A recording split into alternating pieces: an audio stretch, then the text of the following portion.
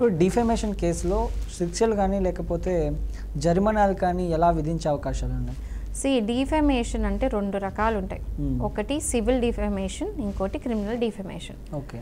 So civil defamations ఎట్లుంటే అంటే simple cases, ఒకవేళ ఎవరైనా ఏదో మాట్లాడారు లేకపోతే ఏదో ఒకటి మీకు అగేన్స్ట్గా ప్రింట్ చేయించారు న్యూస్ పేపర్లో, ఎవరికో ఒక ఏదో న్యూస్ ఇచ్చిండ్రు, అది సోషల్ మీడియాలో వైరల్ అయింది, అదంతా కూడా సివిల్ డిఫేమేషన్ అవుతుంది. సో ఆ సివిల్ డిఫేమేషన్లో ఏమైందంటే యూజువల్గా మీరు కేసు వేసినప్పుడు ఒకవేళ డిఫేమేషన్ కేసు కనుక ప్రూవ్ అయింది, నిజంగా కూడా డిఫేమేషన్ జరిగింది, ఎవరి మీద అయితే కేసు వేసిండ్రో వాళ్ళు నిజంగా డిఫేమేషన్ చేసినప్పుడు వాళ్ళకి కంపెన్సేషన్స్ పే చేయాల్సి వస్తుంది. అంటే నష్ట పరిహారం అంటారు, అది పే చేయాల్సి ఉంటుంది. సపోజ్ ఏదో కేసు వేసారు, దానికి 50 లక్షలు నష్టపరిహారం అడిగినారు. అక్కడ ఏంటంటే నేను ఏదంటే అది 50 లక్షలు నేను అడుగుతా, ₹1 కోటి అడుగుతా అన్నట్టు కాదు. రియల్గా మీరు ఆ డిఫేమేషన్ చేసినందుకు, అంటే డిఫేమేషన్ అంటే ఏంటంటే మీరు ఏదో మాట్లాడినందుకు ఆర్ మీరు ఏదో ఒక ఏమంటారు న్యూస్ పేపర్లను లేదా సోషల్ ప్లాట్ఫామ్ ఎక్కడో ఒక కాడ మీరు డిఫేమేటరీగా ప్రింట్ చేయించారు, రాసినారు ఆర్ ఎనీథింగ్ ఏదైనా సరే అట్లాంటి డిఫేమేషన్ చేశారు, ఈవెన్ మాట్లాడినా సరే, దానివల్ల అవతల పర్సన్కి ఎవరైతే డిఫేమేషన్ కేసు మనం వేస్తున్నామో ఆ పర్సన్కి నష్టం జరిగి ఉండాలి. నష్టం అయితేనే మనం కంపెన్సేషన్ అడగడానికి ఉంటుంది. అంటే సపోజ్ ఆ డిఫమేషన్ చేసినందుకు, సపోజ్ నేను మీ గురించి చెడుగా మాట్లాడానండి, మీరు ఒక కంపెనీ రన్ చేస్తున్నారు, ఓకే, మీరు ఒక డాక్టర్ అనుకోండి, సపోజ్ మీరు హాస్పిటల్ రన్ చేస్తున్నారు, నేను మీ గురించి డిఫమేషన్ చేసుకుంటే మాట్లాడుతున్నాను, నేను అసలు డాక్టరే కాదు, ఈయనకు అసలు లైసెన్సే లేదు, ఊరికే బేకార్గా డాక్టరే, సో బయట ఊరికే ఈ లైసెన్స్ లేకుండా కూడా పేషెంట్స్ రప్పించుకుని చేస్తున్నాడు, అసలు డాక్టర్ కూడా కాదని మాట్లాడిన, అదే న్యూస్ మొత్తం సోషల్ మీడియాలో వైరల్ అయిపోయింది. అప్పుడు మీరు నా మీద కేసు వేయచ్చు. ఎందుకంటే మీకు నిజంగా లైసెన్స్ ఉంది అన్నాను, బట్ నేను అబద్ధం ఆడుతున్నా, లైసెన్స్ లేదు అని చెప్తున్నా. అప్పుడు దానివల్ల ఏమైంది, మీ హాస్పిటల్కి పేషెంట్స్ రావడం బంద్ అయిపోయాయి, ఎవ్వరు కూడా వస్తలేరు మీ హాస్పిటల్కి. అంటే మీ గిరాయికి మొత్తం దెబ్బతినింది, నో పేషెంట్స్. దానివల్ల మీకు లాస్ అయింది అన్నప్పుడు మీరు నా మీద కేసు వేయచ్చు, ఓ 50 లక్షలు ₹1 కోటి మీరు వేయచ్చు, ఎందుకంటే మీకు అంత నష్టం అయింది కాబట్టి. సో ఆ లాస్ అనేది చూపించాలి. ఆ లాస్ ఎప్పుడు ఫైనాన్షియల్గా కావాల్సిన అవసరం లేదు, అంటే డబ్బుల విధంగానే లాస్ జరగాల్సిన అవసరం లేదు. దానివల్ల మీరు చాలా మనోవేదన పడ్డారు, అంటే మెంటల్ అగనికి కూడా పోయినారు, దానివల్ల మీరు మెంటలీ స్ట్రెస్ అయిపోయి డిప్రెషన్కి వెళ్ళిపోయినారు, అది కూడా ఒక రకమైన నష్టమే. సో డిఫమేషన్ ఓన్లీ డబ్బుల విధంగానే లాస్ అవ్వాలని లేదు, ఈవెన్ మీరు మెంటలీ కూడా డిప్రెస్ అయినా కూడా అది కూడా డిఫమేషన్కి కంపెన్సేషన్కి ఎలిజిబుల్ అనమాట. కాలర్ అయితే ఉన్నారు లింగంపల్లి నుంచి లతా గారు. లతా గారు నమస్కారం అండి. చెప్పండి, సమస్య ఏంటండి? సార్ నా భర్త చనిపోయాడు, నా కొడుకు చనిపోయాడు సార్. అయితే మా అత్త వాళ్ళు అక్కడ నాకు రాణిస్తలేరు, కొడుకాళ్ళు ఏమున్నా లొల్లీలు చేస్తున్నాం మేడం. నా బిడ్డ హాస్టల్లో ఉంటుంది. ఓకే. నా పొలం కౌలుకని తీసుకున్నాడు సార్, డబ్బులు ఇవ్వట్లేదు, నేను బతుకు చాలా కష్టం ఉన్నది సార్. కౌలుకి ఎవరు తీసుకున్నారండి మీ పొలం? మా బావగారు తీసుకున్నారు, కాగితం కూడా ఉన్నది సార్. నాకు ₹60,000 ఇచ్చి కాగితం పెట్టిండు. ఇక నీకు భూమి ఎక్కడదే, అది ఎక్కడదే, ఇది ఎక్కడదే, నువ్వు రాయని మేము చేస్తాము అని అంటారు. అంటే మీకు ఇష్టమా మీ అత్తగారింటికి వెళ్ళడం? మీకు ఇష్టమేనా? మీ అత్తగారింటికి వెళ్ళడం మీకు ఇష్టమేనా అండి? నాకు ఇల్లు సరిగ్గా లేదు సార్, నాకు అక్కడ మీకు వెళ్ళడం ఇష్టం లేదు? ఇక్కడ కేర్‌టేకర్‌గా పని చేసుకుంటా నేను. నా బిడ్డ హాస్టల్లో ఉంటుంది. ఓకే. ఇప్పుడు 2 సంవత్సరాలు అయింది సార్, కౌలు డబ్బులు ఇస్తలేడు, నాకు నా పొలం నాకు అప్పగిస్తలేడు. ఇక నా బిడ్డను నన్ను తీసుకుపోతే బాగా కొడతాను, తిడతాను సార్. ఓకే. ఆ పొలం ఎవరి పేరు మీద ఉందండి? మా మామ పేరు మీద ఉన్నది సార్. ఓకే, అంటే మీ హస్బెండ్ పేరు మీద ఉంది? మామ పేరు మీద ఉన్నది. Okay okay. ఇప్పుడు దీన్ని ఎలా చూడొచ్చు మాలతి గారు, దీనికి పరిష్కారం ఏంటి? బేసికల్ ఏంటంటే ఇప్పుడు అది మీ తాత నాస్తా లేకపోతే మీ మామగారు సంపాదించిందా? మా మామ వాళ్ళ నాన్న సంపాదించింది. సో అది యాన్సిస్టర్ తాతగారు ఆస్తున్నప్పుడు మీకు హక్కు ఉంటుంది దాని మీద, మీకు మీ కూతురికి అందరికి హక్కు ఉంటుంది. అయితే ఇప్పుడు మీకు డబ్బు మొత్తం 5 ఎకరాలు ఆయనే దున్నుతాడు మేడం, నాకు ₹1 కూడా ఇస్తలేడు మేడం. ఇప్పుడు నా భర్త చచ్చిపోయింది, నా కొడుకు చచ్చిపోయింది మేడం, నేను ఇళ్ళల్లో పని చేసుకొని నేను బతుకుతాను మేడం. ఇంటికి పోతే ఏమైనా పాలలను వేసి కొడతాను మేడం. అవునండి, పోలీస్ కేసు పెట్టండి. ఒకవేళ మిమ్మల్ని హెరాస్ చేస్తున్నాడు, కొడుతున్నారు, మీ భూమి మీకు ఇవ్వట్లేదు, మీ కవులు మీ తీసుకున్న డబ్బులు మీకు ఇవ్వట్లేదు అంటే పోలీస్ స్టేషన్లో కంప్లైంట్ పెట్టండి ఫస్ట్. పోలీస్ స్టేషన్లో కంప్లైంట్ పెట్టినాం మేడం. పెడితే ఒక్కొక్కసారి వస్తాను మేడం, ఒక్కొక్కసారి వస్తలేడు.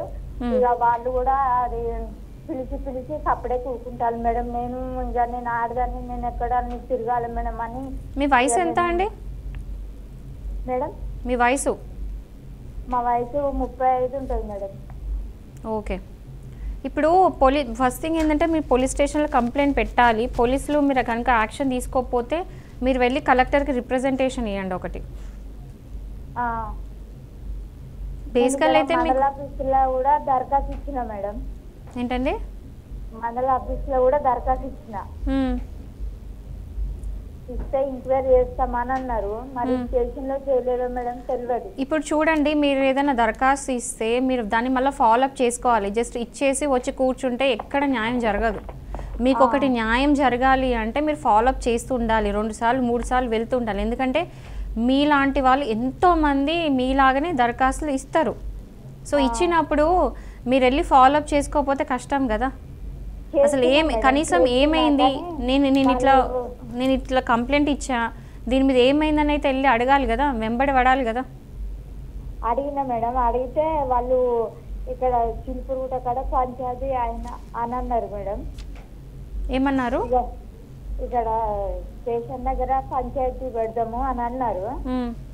మళ్ళీ వాళ్ళ ఊరు పెద్ద మనుషులు ఏం చేసిండు, అక్కడ మా ఊర్లోనే మాట్లాడుకుంటామని సార్థం చెప్పిండు మేడం. ఇక వాళ్ళ ఊర్లో నాకు డబ్బులు లేవు మేడం, నేను వెళ్ళలేదు. లేదండి, మీరు వెళ్ళి ఎక్కడైతే దరఖాస్తు ఇచ్చినారో అక్కడికే వెళ్ళి మళ్ళీ కూడా నాకు ఇట్లా జరుగుతుంది, నాకు ఇట్లా ప్రాబ్లం అవుతుందని చెప్పేసి మళ్ళీ చెప్పండి. ఇప్పుడు పోలీస్ స్టేషన్లో ఏం న్యాయం జరగట్లేదు కాబట్టి అక్కడనే కనీసం మీరు ఎక్కడైతే ఇచ్చారో ఎంఆర్ఓ ఆఫీస్లో అక్కడికి వెళ్ళి మీరు ఏం జరిగింది, నాకు ఇట్లా ప్రాబ్లం అవుతుంది, డబ్బులు రావట్లేదు అని చెప్పేసి కంప్లైంట్ ఇవ్వండి. ఇచ్చాను మేడం, అసలు పిలిచినా రావట్లేదు వాడు. మీరు వెళ్ళి మళ్ళీ అడగండి. అక్కడ ఏమైందో నాకు తెలియదని మీరే చెప్తున్నారు కదా, మళ్ళీ వెళ్ళి అడగండి ఒకసారి. వెళ్ళి ఇప్పుడు ఒక్కసారి వెళ్తే పని కాదు.